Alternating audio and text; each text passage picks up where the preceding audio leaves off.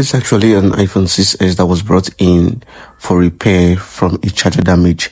The customers actually say that he plugged the phone and went out, in coming back and find out that his phone is no longer on and is no longer charging. So from the amp meter we just saw, it is drawing 0.13 amps, which we all know that it should be the U2 IC or the USB IC, as some others would say. So this is actually the form where we disassemble the phone in order to work on the U2 IC, so we could have our phone running back in order.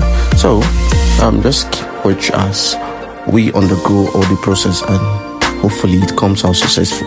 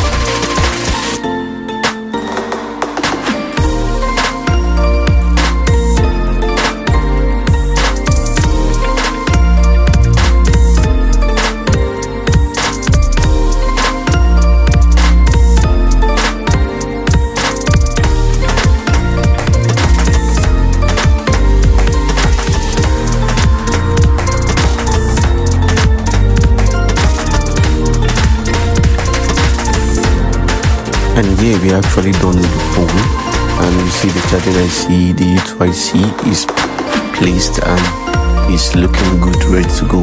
So I was having a little issue with the charging flex because it was a bit shaking and it wasn't straight. I will have to bend the charger before it comes on. So but before I couple the phone, I had to clean, I had to take away the dirt inside of it, and you can see our phone is ready and good to go.